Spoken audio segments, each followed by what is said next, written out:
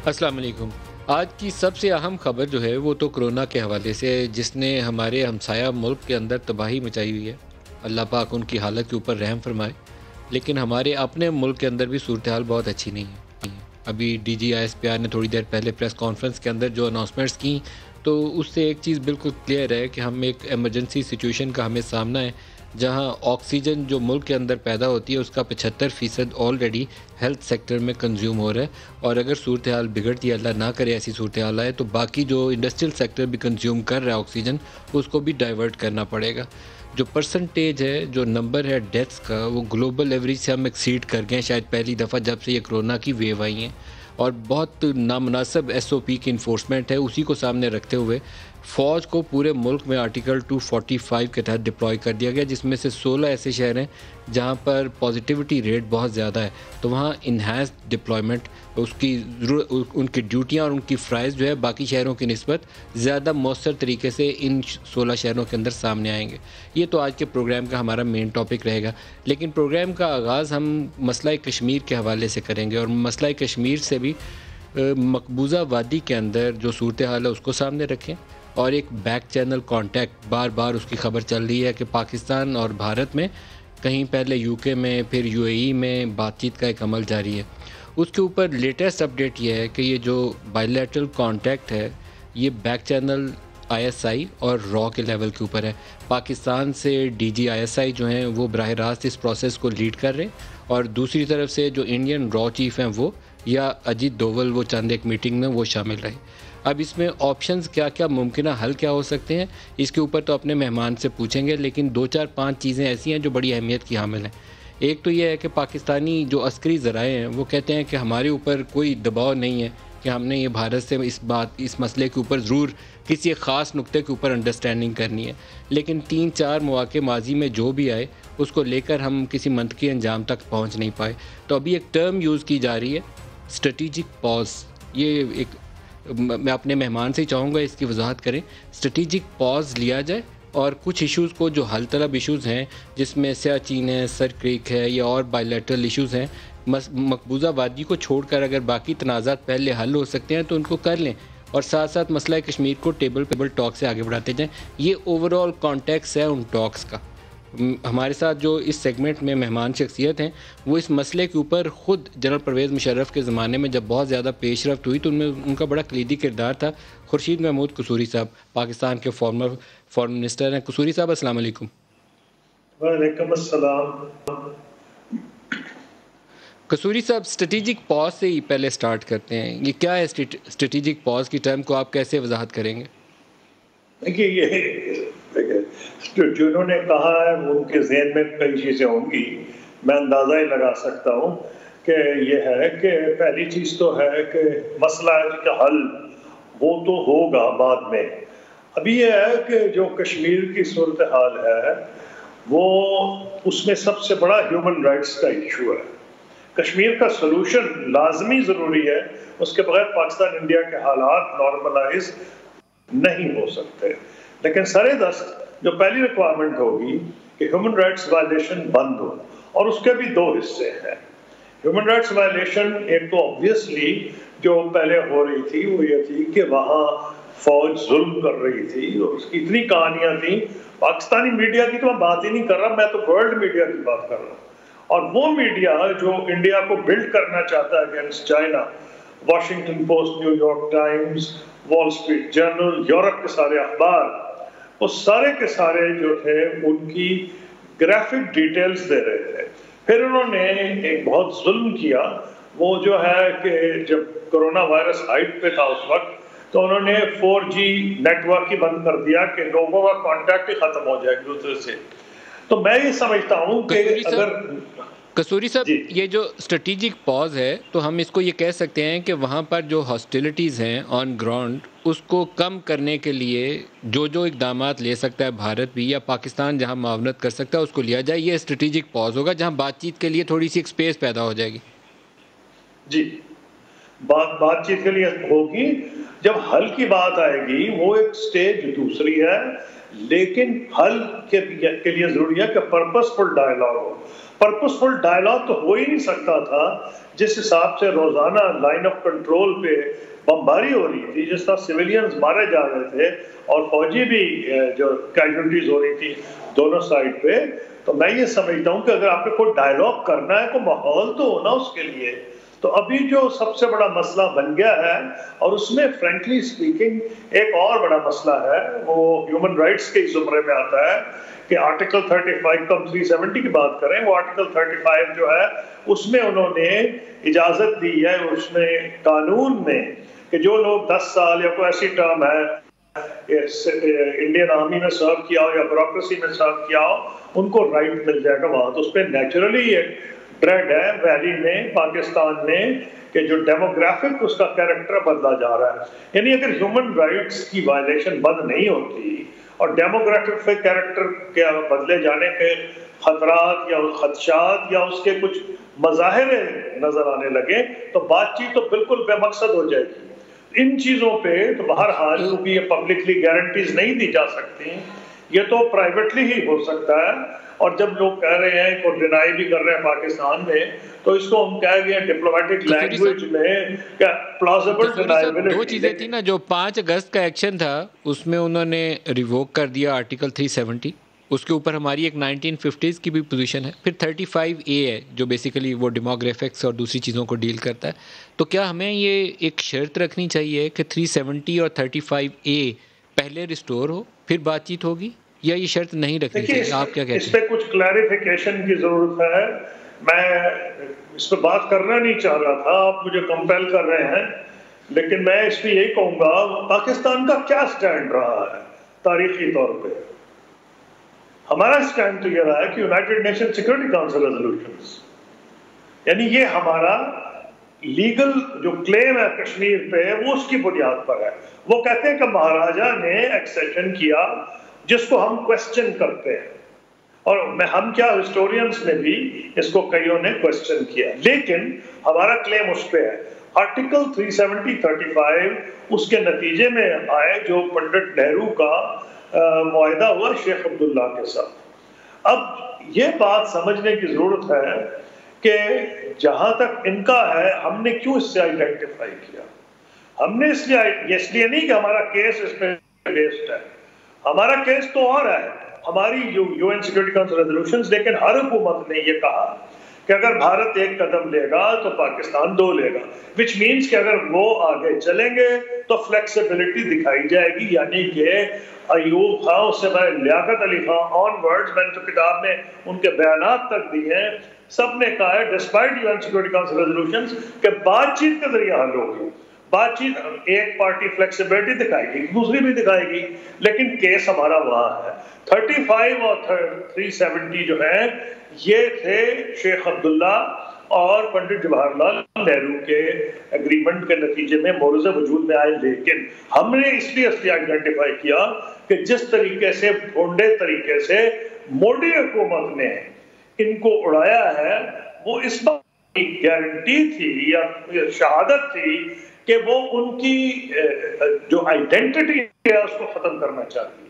लेकिन जहां तक पाकिस्तान का केस है, वो तो ये है कि पहले ये वहां जो है उसको जो स्टेटहुड इन्होंने खत्म किया है उसको वापस लेके आए, ह्यूमन राइट्स वायलेशंस खत्म करें।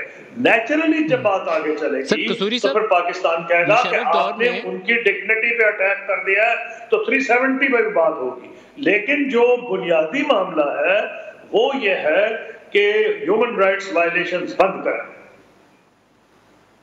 मुशर्रफ दौर में बाज़ इश्यूज़ के ऊपर काफ़ी ज़्यादा अंडरस्टैंडिंग हो गई थी, बल्कि कहा जाता है कि अगर चंद एक माह ये लॉयर्स मूवमेंट की वजह से जनरल मुशर्रफ अपनी ताकत खो ना देते तो हो सकता है कि हम बहुत करीब आ जाते किसी एग्रीमेंट पे। क्या सियाचिन, सर क्रीक वगैरह इन इश्यूज़ पे अंडरस्टैंडिंग थी, या मसला कश्मीर पे भी कोई पेशरफ्त हुई थी? मसला कश्मीर में तो इतनी पेशरफ्त हुई थी कि जो मैंने किताब में लिखा किसी ने डिनाई नहीं किया, 90 क्या 95% हो गई थी। अगर वो कोई क्वेश्चन करता तो ना प्रेसिडेंट मुशर्रफ इधर से आते बुक लॉन्च में, ना मनमोहन सिंह आते, और वो क्या अडवाणी आते, वो क्या पेशरफ्त, वो क्या अंडरस्टैंडिंग थी जिसमें 95% इत्तेफाक हुआ था? जी हो गया था कश्मीर पे। तो इसलिए मैं आपको कहने की कोशिश कर रहा हूँ, वो तो जब आप सेटलमेंट पे आएंगे, जी वो हल क्या था जिस Sorry? पर अंडरस्टैंडिंग हुई थी? जी अब मैं आपको फिर से बता देता हूँ उसकी जो हद व हाल है, लेकिन लेट मी से उसके अलावा हल है ही कोई नहीं। सर पे भी खड़ा हो जाए इंडिया और हल नहीं निकलेगा। हाँ ये तो हो सकता है कि बदनसीब जनूबी एशिया के लोग सबसे दुनिया में पीछे रह जाएं, एशिया ईस्ट एशिया भी आगे निकल जाए, सब आगे निकल जाए और हम पीछे ही रहें क्योंकि हम इस काबिल नहीं या ये समझे कि हम कुछ भी नहीं कर सकते। तो फिर तो जनूबी एशिया के लोग बड़े बदनसीब हैं। लेकिन मैं नहीं समझता कि कोई इतनी बदकिस्मत कौम है इंडिया या खुदा ना करे पाकिस्तान कि इनसे कुछ हल ढूंढा ही नहीं जा सकता। मैं इसलिए मुख्तलिफ लैंग्वेज बोलता हूँ क्योंकि मैंने देखा है वो मुमकिन हल क्या था? जी बुनियादी उसके तो मैंने तो रिसेंटली भी लिखा 11-12 उसके मेन पॉइंट्स थे जिसको 4 पॉइंट कहा जाता है। लेकिन उसके खदो हाल क्या थे? पहला क्या था? पहला ये था कि वो कश्मीरी हमें, क्योंकि ये हम नहीं बात कर सकते थे जब तुम कश्मीरियों को इन कॉन्फिडेंस ना दे। तो मैं कश्मीरियों को इंडिया मिला, पाकिस्तान मिला और दुनिया के 3rd कैपिटल्स में मिला, छुप के भी मिला, ताकि मुझे ये पता चले कि जो हम वर्कआउट कर रहे हैं एक्सेप्ट भी करेंगे या नहीं। तो लेट मी से कि 90% कश्मीरी लीडरशिप ने एक्सेप्ट कर लिया ऑक्युपाइड कश्मीर की। हाँ एक जो थे अली शाह गिलानी साहब मोतरिस थे, हालांकि उन्होंने भी वेलकम किया था जो इस्लामाबाद का डिक्लेरेशन 2004 जनवरी 4 का था, उन्होंने भी किया था।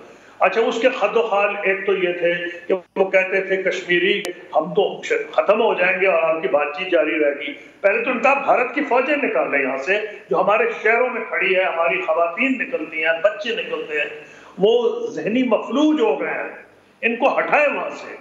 तो पहले हिंदुस्तान सुनने को भी तैयार नहीं था। तो cut a long story short, उसका एग्रीमेंट ये था कि अर्बन एरिया से निकाली जाएगी और फिर लेस जो छोटे उनसे कस्बे हैं और इतनी कम फौज रह जाएगी कि एलओसी पे मिनिमल पॉसिबल फौज। तो यानी अर्बन एरिया से भारत की फौज, तो उसको डीमिलिटराइजेशन कहते हैं।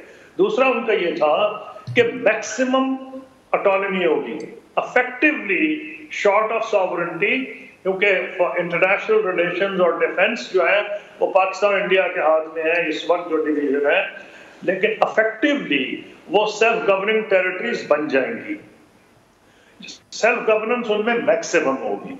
तीसरी चीज उसमें ये थी कि जो कश्मीरी है, हमें कश्मीर डिफाइन करना पड़ता, कश्मीर है क्या जिसके लिए ये मुआहदा बनाया गया था। हिंदुस्तान कहता था कि गिलगित बल्तिस्तान इसका हिस्सा है, हम कहते थे उसका हिस्सा नहीं है, क्योंकि पाकिस्तान बनने के फौरन बाद महाराजा कश्मीर के एक्सेशन से पहले हमने उन्होंने कश्मीरियों ने, गिलगित बल्तिस्तान के लोगों ने, वो जो गवर्नर था घनसारा सिंह उसको अरेस्ट कर लिया था, जो महाराजा कश्मीर का गवर्नर था। और गिलगित स्काउट्स, एक अंग्रेज मेजर गॉर्डन को ऐसे इस किस्म का नाम था, और एयर मार्शल असगर खान के भाई जो ब्रिगेडियर असलमाबाद में थे, उनको कर्नल पाशा या कोई ऐसा नाम था जिस नाम से वो पहचाने जाते थे। इन लोगों ने वो एरिया लिबरेट कर लिया था। हिंदुस्तान कहता था अगर आप बात करेंगे तो आपको एरिया शामिल करना पड़ेगा। उसका हमने जवाब ये कहा, क्योंकि हम सोच भी नहीं सकते थे कि स्ट्रेटेजिकली हमारे लिए इतना इंपॉर्टेंट एरिया है, चाइना से हमारी लिंक है, कि हम किसी कोई ऐसा सेटलमेंट करें जिसमें वो कॉम्प्रोमाइज हो जाए हमारे। तो हमने उसका एक हल निकाला था कि इंडिया पाकिस्तान की जो टेरिटरीज कश्मीर की जो है उनके कंट्रोल में जो महाराजा की टेरिटरीज है, बकौल इंडिया के महाराजा के जम्मू कश्मीर की जो रियासत का एक हिस्सा रहे थे, उनमें 2 यूनिट तस्वुर किए जाएंगे। 2 यूनिट, एक यूनिट होगा जो इंडिया के कब्जे में है और दूसरा जो पाकिस्तान में। उसमें हमको इजाजत होगी कि हम पाकिस्तानी साइड पे जितने यूनिट्स चाहे बनाए और इंडिया को जितने यूनिट्स वो चाहे बनाए। ख्याल था कि हम 2 बनाएंगे, एक आज़ाद जम्मू कश्मीर और एक गिलगित बल्तिस्तान। और हमारा ये ख्याल था कि हिंदुस्तान 3 बनाएगा, एक कश्मीर की वादी, एक जम्मू और एक लद्दाख हिल टेरिटरीज। तो कश्मीर को डिफाइन ये किया गया कि जो एग्रीमेंट था उसका इतलाक इस पे होगा लेकिन सवाल ही नहीं कि कोई सिक्योरिटी फोर्सेस कुछ भी गिलगित बल्तिस्तान के करीब भी फड़क सकें, क्योंकि हमारे लिए ये एरिया स्ट्रेटेजिकली इंपॉर्टेंट है। चौथा ये था, यानी डिफाइन इसको किया गया कि जो मुआहिदा था इसका इतलाक कहाँ होगा, कि एक जॉइंट मैकेनिज्म था जिसमें पाकिस्तान के और इंडिया के नुमाइंदे भी मौजूद होंगे। उसकी डिटेल्स अभी तय नहीं हुई थी, इसलिए मैं 95% का, लेकिन दो शायद थे इलेक्टेड मेंबर्स, एक जो हिंदुस्तान में कश्मीर है उनका इलेक्टेड ऑक्युपाइड कश्मीर, और एक हमारी तरफ से।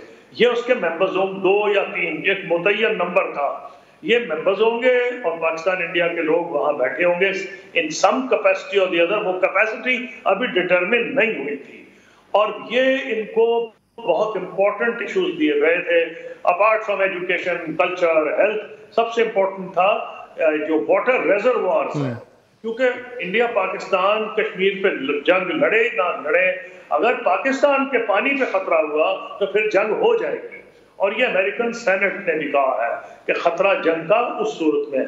तो ये बहुत इंपॉर्टेंट इशू थे।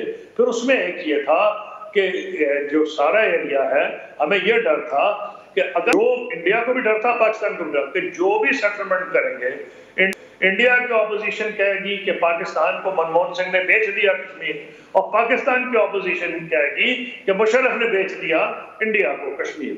तो इसका हल ये निकाला गया था, एक तो ये कि हम विक्ट्री क्लेम नहीं करेंगे, ना इंडिया ना पाकिस्तान, चाहे जितना मर्जी हम पे क्रिटिसिज्म हो।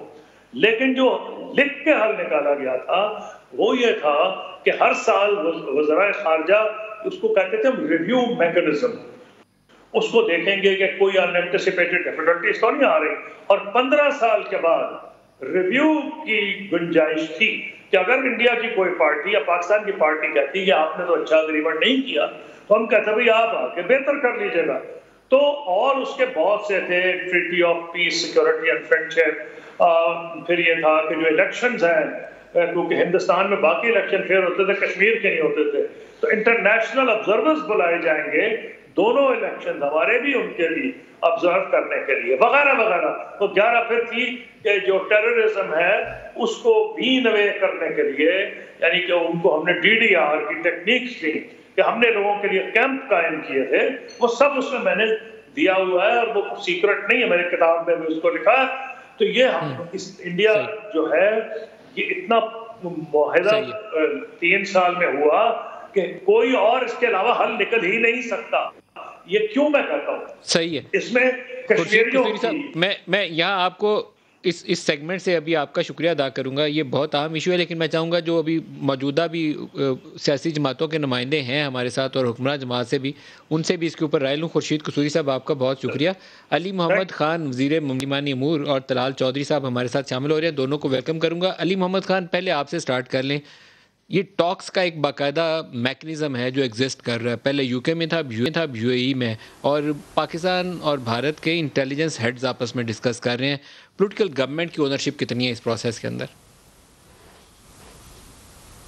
जी बिस्मिल्लाहिर्रहमानिर्रहीम, अल्लाहुम्मा सल्लि व सल्लिम व बारिक अला सय्यिदिना मुहम्मद। बहुत शुक्रिया मलिक साहब, बहुत इम्पॉर्टेंट डिस्कशन भी है, डिबेट भी है, और खुर्शीद कसूरी साहब ने आपको माजी की बड़ी एक इम्पॉर्टेंट डेवलपमेंट से आगाह भी किया। इस वक्त गवर्नमेंट लेवल पे तो ज़्यादा पॉलिटिकल इसमें इंक्लूजन नहीं है, लेकिन ज़ाहिर है दोनों मुल्कों के बीच में कोई डिप्लोमेसी हुई है, हो रही है शायद, मुझे ज़्यादा इन्फॉर्मेशन इसकी नहीं है, लेकिन उसूली तौर पे कुछ बातें मैं सामने रखना चाहता हूँ। नंबर 1 तो ये है कि जितनी भी हुकूमतें पिछले 70 साल में आई हैं, हर हुकूमत ने अपनी तरफ से कोशिश की है कि मसले कश्मीर पे पेशरफ्त हो। इमरान खान साहब की हमारी हुकूमत ने भी कोशिश की है, मियाँ साहब के दौर में उन्होंने भी की होगी, लेकिन जो उसूली एक मौक़िफ़ है पाकिस्तान का, और जो क़ायद-ए-आज़म मोहम्मद अली जिन्ना के ज़माने से है, जो यूनाइटेड नेशंस में हमारा एक मौक़िफ़ है, और जो उस ज़माने में हम नहीं बल्कि पंडित जवाहरलाल नेहरू साहब और उनकी रियासत हिंदुस्तान जो है भारत, वो इस इशू को लेके गई थी और कमिटमेंट उन्होंने दी थी कि इस्तिस्वाब राय किया जाएगा। तो जो भी इसका फ़ैसला होगा वो कश्मीरी अवाम की मर्ज़ी के बगैर नहीं होगा। डायलॉग बिल्कुल होना चाहिए अगर होता है, लेकिन उसमें कोर इशू वज़ीर आज़म साहब ने एक से ज़्यादा दफ़ा ये बात की है कि कोर इशू उसमें कश्मीर ही रहेगा। कश्मीर पे अगर कोई बात होगी फ्रूटफुल तो आगे बात चलेगी, अगर कश्मीर को साइड लाइन करके कोई बात होगी तो उसमें वक्ती तो कोई फ़ायदा शायद हो, लेकिन in the long term Pakistan को और कश्मीर कॉज को नुकसान पहुँचने का एहतमाल है। तो कश्मीर कोर कॉज को बीच में रखते हुए उसके बाद अगर कोई बात हो और उसके हल की तरफ जाया जाए तो डिस्कशन तो अच्छी बात है, क्योंकि इसका मसले का हल तो इधर डिस्कशन से ही निकलना है। लेकिन हमारा जो प्रिंसिपल स्टैंड है उसको हमने नहीं छोड़ना। मरकजी हैसियत हासिल होगी, कश्मीर पे बात होगी तो बाकी मसाइल के ऊपर बातचीत आगे जो है वो फ़ायदेमंद हो सकती है। तलाल, ब्रेक में जाने से पहले आपसे भी चाहूँगा आपकी जमात का भी मौक़िफ़ ले लूँ। क्या जो लो हैंगिंग फ्रूट्स हैं, कहा जाता है कि उसके ऊपर एग्रीमेंट ज़्यादा आसान है, सर क्रीक जैसे इशू के ऊपर, सियाचिन के ऊपर कहते हैं भारतीय फ़ौज बड़ी अड़ी हुई है आजकल, वो नहीं मानती, लेकिन फिर भी बाज़ लोगों का दावा है कि वहाँ पे भी एग्रीमेंट हो सकता है। क्या कश्मीर को साइड पर रख के इन दो पे पहले एग्रीमेंट कर लिया जाए या पैकेज डील हो, क्या होना चाहिए?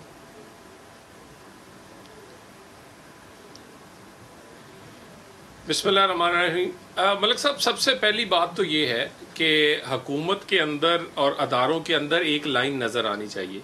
पिछले कुछ दिन से ये ख़बरें जो हैं वो सोशल मीडिया पर आ रही हैं कि चीफ़ ऑफ आर्मी स्टाफ ने पाकिस्तान के अहम जो सहाफ़ी हैं उनको बुलाकर कश्मीर वाले मामले पे ब्रीफ़ किया है और बताया है कि किस तरह पिछले 2-3 महीने से बातचीत चल रही, मगर हमारे वज़ीर ख़ारजा जो हैं वो मुसलसल इससे इनकार कर रहे हैं। क्या ये सियासी क़यादत, इमरान खान साहब क्या लीडरशिप की सारी सलाहियतें खो बैठे हैं इस मुल्क को लीड करने की चीफ एग्जेक्टिव के तौर पे, कि वो इतने अहम मामले पर ना पार्लियामेंट तो चले ठीक है जी आप नहीं इत्मीनान में ले सकते, बहुत सारे कोई सेंसिटिव इश्यूज होंगे, क्या जिस तरह आर्मी चीफ ने सहाफ़ियों को लिया है, क्या पार्लिमानी लीडरों को ऑन बोर्ड लेना इन कैमरा इजलास में इस तरह के मामले पे क्या ज़रूरी नहीं है? और क्या ये सारे लोगों को ऑन बोर्ड लिए बगैर इस तरह कोई दोनों साइडों की स्टैब्लिशमेंट इसका कोई हल निकाल लेगी? नहीं निकल सकेगा। ये तब भी निकलेगा जब सियासी क़यादत दोनों साइडों की जो है वो बैठेगी और उसके साथ स्टैब्लिशमेंट उनके पीछे खड़ी होगी। सो मेरा ख्याल ये है कि सबसे पहले तो हुकूमत को इस अहम इशू पर कम से कम पाकिस्तान की जो बड़ी पार्लिमानी जमातें हैं उनको ऑन बोर्ड लेना चाहिए। जो आपने अभी उठाया कि पॉलिटिकल ओनरशिप के बगैर ये मसला आगे नहीं चलेगा, तो क्या ही मुनासिब हो कि ये मौजूदा पार्लियामेंट जो है आर्मी चीफ को भी और DGISI को दोनों को दावत दे, इन कैमरा इजलास करें कौमी असम्बली का या पार्लियामान का मुश्तरका इजलास, वहाँ डिस्कशन करें। बिल्कुल होनी चाहिए, इसके ऊपर ओनरशिप आनी चाहिए। आप इसको तजवीज़ को लेके अपनी जमात की तरफ से बढ़ाइए, पार्लियामान में बुलाइए दोनों को। देखिए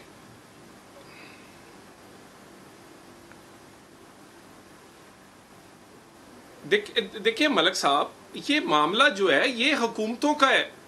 हुकूमत क्यों आज के दिन तक उसका वजीर खारजा तो सब इंटरव्यूज में सब लोगों को कह रहा है कि मुज़ाकरात ही कोई नहीं हो रहे, और अभी हमारे वजीर उन्होंने कहा है कि इंटेलिजेंस लेवल पर हो रहे हैं। शाह महमूद ने ये कहा है कि इंटेलिजेंस लेवल पर हो रहे हैं। इमरान खान या वजीर आजम का काम है।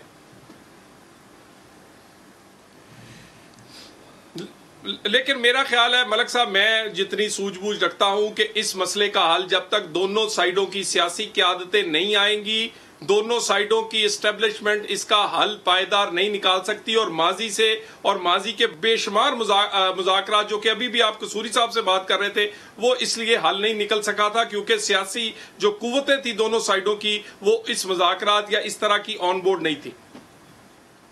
अली, इसके ऊपर अगर आप कमेंट कर दें, क्या ये मुनासिब होगा कि पार्लियामान का मुश्तरका इजलास बुला के आर्मी चीफ और DGI को वहाँ बुलाया जाए और वहाँ इंटरेक्शन करें, आप सवाल जवाब करें, पूछें कि क्या क्या पॉसिबल चीज़ें, आप अपनी राय दें, उनकी बात सिक्योरिटी पॉइंट ऑफ व्यू सुने और एक नेशनल कंसेंसस इवॉल्व हो जाए, इन कैमरा हो, हमारी आंखों से दूर रखें, आप इन कैमरा करें। आप पहले इसमें अगर इनिशिएटिव फ़र्ज़ करें अगर है तो पार्लियामेंट्री लीडर्स की हद तक तो इनिशियली जो है वो शायद पॉसिबल हो, लेकिन उस पर लीडरशिप का कोई मौक़िफ़ आ जाए तो उस पर उसके बाद ही कोई हम पोजीशन ले सकते हैं। पूरे पार्लियामेंट का जॉइंट सेशन अगर बुलाएंगे तो वो फिर इन कैमरा हो भी तो वो फिर बात आप ज़्यादा उसकी सीक्रेसी रहती नहीं है।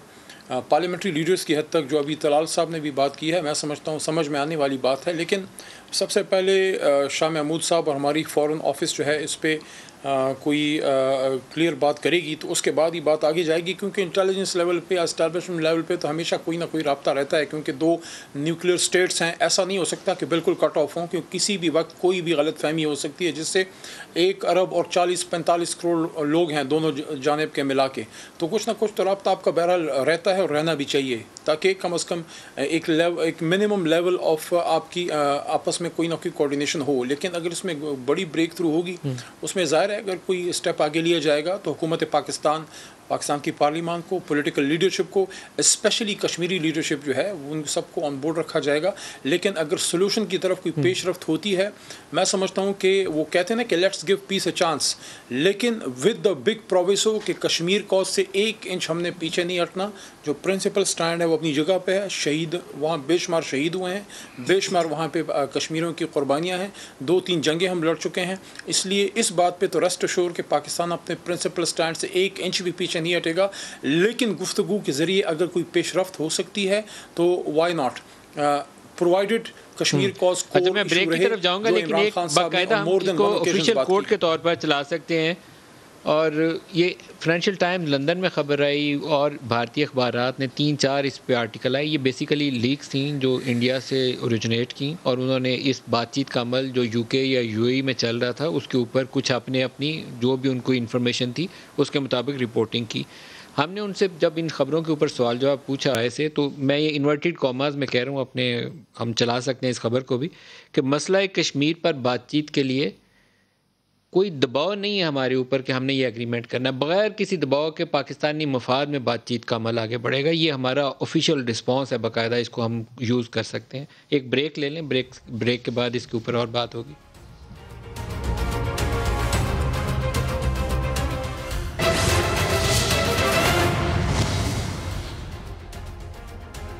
प्रोग्राम में दोबारा खुशामदीद कहते हैं। प्राइम मिनिस्टर के आज 2 बयानात बड़ी पावरफुल हैं। एक तो उन्होंने जो रिसेंटली एहतजाज चल रहा था उस हवाले से बयान दिया, और दूसरा बुज़दार साहब के हवाले से दिया।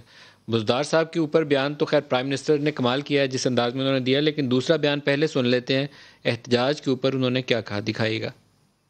एक जमात ने आके हुकूमत की कनपट्टी पर बंदूक रख के और कहा कि जी फ्रांस के एम्बेसडर को वापस भेजो। TLP कह के जनाब यहाँ इस्लामाबाद पे हल्ला बोल दो, गवर्नमेंट के ऊपर प्रेशर करो कि जो फ्रांस के एम्बेसडर को वापस भेज दे, मुजाहरे करो, तोड़ फोड़ करो पाकिस्तान में। मैं आपको लिख के देता हूँ, 100 साल आप ये कर लें, इससे कोई फर्क नहीं पड़ने लगा। अली, आपका पॉइंट ऑफ व्यू क्या है इसके ऊपर? उन्होंने कहा कनपट्टी पे बंदूक रख के कहा कि ये करो। देखिए मलिक साहब, ख़ान साहब ने उन हालात की तरफ इशारा किया है कि एक प्रेशर के हालात थे और फौतगियाँ हुई थी, उसमें बहुत सारे पुलिस वाले ज़ख्मी हुए थे, बहुत सारे शहीद हुए थे। बाकी तो वज़ीर आज़म साहब ने इस बात का खुल के भी इसका भी इजहार किया है कि जो तहरीक लब्बैक पाकिस्तान के लोग जो डिमांड कर रहे हैं, जो उनका मकसद है, वही डिमांड इमरान ख़ान साहब का और हुकूमत का भी है कि नबी पाक सल्लल्लाहु अलैहि वसल्लम की हुर्मत की हिफाजत हो। और उसके लिए इमरान ख़ान साहब ने अपना विज़न आपके सामने रखा है कि पूरी उम्मत मुस्लिमा जो है उनको कॉन्टेक्ट किया जाएगा और दुनिया की सतह पे मगरिब से इस पे एक मजबूत और तवाना डायलॉग हो कि हमेशा हमेशा के लिए इस पे ऐसी कोई कानून साजी हो, ऐसा कोई कानून बने कि वेस्ट में बार बार ये सिलसिला जो है वो रुक जाए। बाकी तो हम सब ग़ुलाम रसूल सल्लल्लाहु अलैहि वसल्लम हैं और सबकी ख्वाहिश और मंशा यही थी कि मसला जो है वो खैर वाफियत से हल हो। ज़ाहिर है फ्रांस ने एक बहुत बड़ा वहाँ पे एक अमल हुआ और फ्रांस की हुकूमत ने उसको ओन किया, इस वजह उस पर बहुत ज़्यादा रिएक्शन आई और इसी वजह से जो है TLP से मुज़ाकरात भी हुए, अल्लाह ताला ने करम किया, मसला जो है वो हल हुआ। लेकिन बहरहाल बैनुल-अक़वामी सतह पे मसला अभी तक वहीं पे मौजूद है कि जब तक हम OIC की सतह पे तमाम मुसलमान ममालिक एक ज़बान होकर नबी पाक सल्लल्लाहु अलैहि वसल्लम की हुर्मत के लिए आलमी अदालत में या अक़वाम मुत्तहिदा में कोई स्टेप नहीं लेते, तब तक ये बार बार ये हरकतें वहाँ पर होती रहेंगी।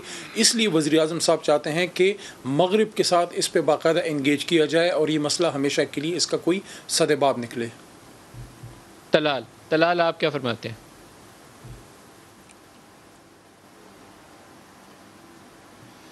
देखिए मलिक साहब, बड़ी अफसोस की बात है और पाकिस्तान की तारीख बड़ी बड़ी है कि यहाँ पर जमातें बनाई गई एक ख़ास मकसद के लिए, उसके बाद वो गले पड़ गई। उसके बाद वो जिस मकसद के लिए बनाई गई थी वो मकसद तो पता नहीं हासिल हुआ या नहीं हुआ। यानी उस वक्त टीएलपी के धरने में जब आप अपोजिशन में थे, इमरान खान साहब धरने में जाना भी जरूरी था, जलती पे तेल भी डालना जरूरी था। उस वक्त नामूसे रसालत जो थी वो हर चीज से जरूरी थी। और आज जब आप हुकूमत में हैं, फिर उनको गोलियां मारी गई, शहीद किए गए, फिर उनको बैन किया गया, फिर उनको कहा गया कि ये इनकी तो सियासत में गुंजाइश नहीं है। वैसे मैं टीएलपी को सिर्फ कहूंगा कि उन्हें समझ जाना चाहिए कि वो इस्तेमाल हो चुके हैं और इनका इस्तेमाल जो है वो NA 120 बेगम कुलसूम नवाज के इलेक्शन में शुरू हुआ। मैं उसका आईनी शाहिद हूं, मैं उस इलेक्शन की कैंपेन में रहा हूं। तो मलक साहब हमें एक बात हम क्यों नहीं सीखते बताइएगा कि दीन के इस्तेमाल को सियासत में नहीं करना चाहिए। 2017 में जो धरना था उसके मुतालिक एक आम तासुर यही है कि वो नून लीग के खिलाफ इस्टेब्लिशमेंट ने इस्तेमाल किया और इस मौके से आपको डिस्टेबलाइज किया गया। PTI ने भी अपनी हमदर्दियाँ दिखाई उस तरफ। लेकिन जब ये जमात बन रही थी उस वक्त तो बहुत से लोगों का ख्याल ये था कि ताहिरुल कादरी के धरनों के खिलाफ आप लोगों ने इनके ऊपर दस्ते शफकत भी रखा और आपकी हमदर्दियाँ इनके साथ थीं आपके दौर में। तो कसूरवार तो आप बराबर के हैं फिर। बिल्कुल हमारी हमदर्दियां नहीं थी जी। हम बड़े क्लियर हैं मलक साहब। हाँ, इंटीरियर मिनिस्ट्री ने इनके खिलाफ लिखकर भेजा और इंटीरियर मिनिस्ट्री को जिन इंटेलिजेंस एजेंसियों ने बताना होता है कि इसको बैन करना चाहिए, वहां पर एक बड़ी पाकिस्तान की इंटेलिजेंस एजेंसी ने अपनी रिपोर्ट करना ही मुनासिब नहीं समझी। ये नेक्टा की रिपोर्ट उस वक्त आई थी जब NA 120 का इलेक्शन हो रहा था, लेकिन उससे पहले मैं उसके बाद की बात जी जी जी मैं मलक साहब मैं आपसे अर्ज करूं, हमने हमेशा डिस्करेज किया है।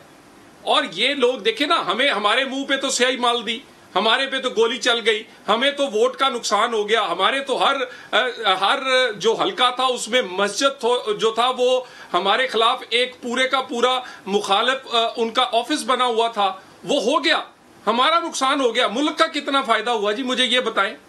आज आपने नौजवानों को, लोगों को मजहब के नाम पर देखिए, मेरी भी जान कुर्बान है इस तरह का नारा लगेगा तो। और मैं उस वक्त क्या कहते हैं दाखिला मिनिस्ट्री में था। मेरी स्टेटमेंट जो थी वो इस वक्त floor of the house senate की जो मैंने वाइंडिंग अप स्पीच किया उसमें हकायक बताए हैं कि इस मुल्क में अदारों ने कौन सा रोल प्ले किया है। और इसमें बहुत सारी ऐसी जिन लोगों को रोल अच्छा प्ले करना था, हजार रुपए देने से लेकर और बहुत सारा डर्टी रोल है। तो उसका क्या फायदा हुआ इस मुल्क को? फैटफ में आपका नाम खराब हुआ, दुनिया में आपका नाम खराब हुआ। एक एटमी ताकत के तौर पर अगर 1,500 से 2,000 लोग वो आप उठा नहीं सकते, मगर क्यों? क्योंकि हमें तो सिंगल आउट किया गया। ये सारी जमातें जो आज बात कर रही हैं जो उनके साथ खड़ी थी, उस वक्त हमारे मजहब के अंदर हर मुसलमान के दिल से इतना करीब है कि उसके ऊपर ना कोई सियासत करनी चाहिए और ना कोई चिंगारी दिखानी चाहिए। ये जो हुर्मत रसूल का मामला है, नबी पाक सल्लल्लाहु अलैहि वसल्लम से मोहब्बत का मामला है, ये ईमान का हिस्सा है हर मुसलमान का। वो अली हो तो वो उनके दिल में मेरे से 100 गुना ज़्यादा मौजूद होगा, तलाल के दिल में होगा, इमरान के दिल में होगा, प्राइम मिनिस्टर के, बाकी लोगों के दिल में होगा। इसलिए इसके ऊपर कोई नारेबाजी ऐसी नहीं होनी चाहिए कि एक दूसरे के ऊपर फतवा आ जाए। उस पर इज्तनाब और एहतियात बहुत ज़रूरी है, कत्ल व गारत नहीं होनी चाहिए। अली, एक मिलिट्री डिप्लॉयमेंट बहुत बड़ी डेवलपमेंट है आज की आर्टिकल 245 के तहत।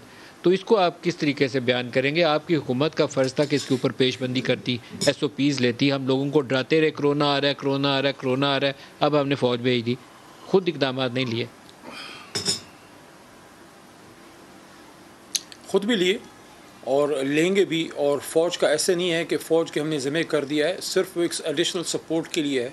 सिविल एडमिनिस्ट्रेशन और पुलिस के साथ उनका एक ताउन रहेगा। फ़ौज हमारी फ़ौज है और मुझे नहीं इसका आइडिया कि कुछ क्यों बाज़ लोग जो है इस चीज़ से बड़ा कोई डरते हैं। हमारी अपनी फ़ौज है, हर मुश्किल हालात में वो पाकिस्तानी कौम के साथ खड़ी रहती है। इस बार भी आई है और बेसिकली उनका मकसद यही है कि थोड़ा सा एक डेटरेंस लेवल ज़्यादा डेवलप हो। और बहुत से लोग एहतियात कर भी रहे हैं लेकिन बहुत से ज़्यादा नहीं भी कर रहे, ताकि उनको इस चीज़ की तरफ उनके अपने फ़ायदे के लिए कि आप मास्क यूज़ करें, सोशल डिस्टेंसिंग करें। हो सकता है कुछ शहरों को बंद करना पड़े, अभी तो फ़िलहाल तो नहीं है, लेकिन अल्लाह करे कि ज़्यादा आपको ये नहीं लगता है कि इस तरीके से हर जब काम हो, कोरोना आ जाए, लोकस्ट अटैक आ जाए, कराची में पानी आ जाए, बारिश हो जाए, एक तो उनके पास ऑर्गेनाइज स्ट्रक्चर है, हमें उस इदारे की मदद लेनी चाहिए, हमारा कौमी इदारा है, लेकिन बात चीज़ें जो सिविलियन डोमेन में आती हैं वहाँ पर नाअहली भी नज़र आती है सर, बुरा ना मानिए, लेकिन बाज़ चीज़ों के ऊपर आप लोगों को इन्फोर्समेंट करनी चाहिए थी। फ़ौज तब आनी चाहिए जब बिल्कुल हमारे हाथ पाँव फूल जाएँ, हमारे पास कोई चाराकार नहीं रह जाए। हमने मेरे ख़्याल में इस मामले में अपनी पूरी कोशिश अभी की नहीं है, सिर्फ़ बातें की हैं। मलिक साहब, इससे थोड़ा सा मैं आपसे डिफ़र करूँगा।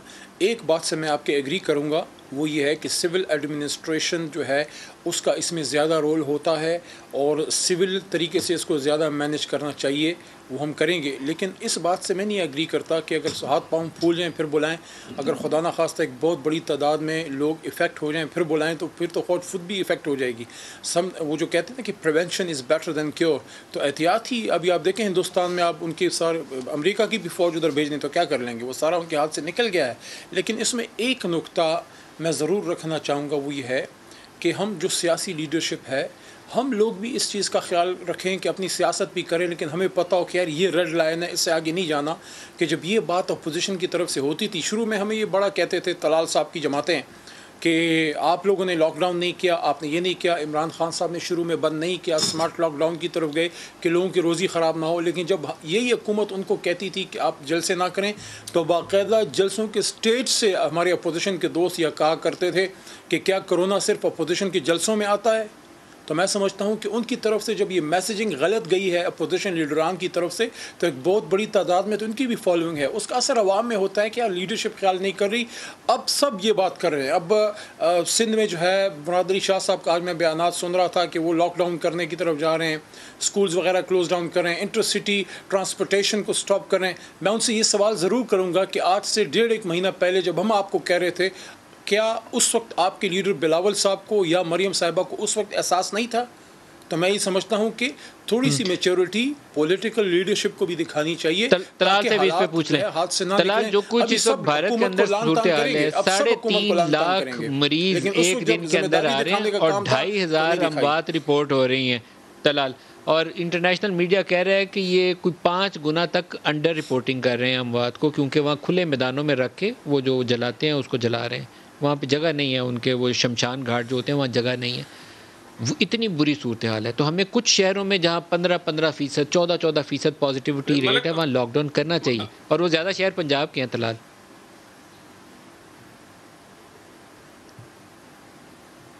देखिए मलिक साहब, मैं थोड़ा लाइटर मोड में, ये सोशल मीडिया पे चल रहा है कि जब वैक्सीन लगानी चाहिए थी तो उस वक्त फौज लगा दी।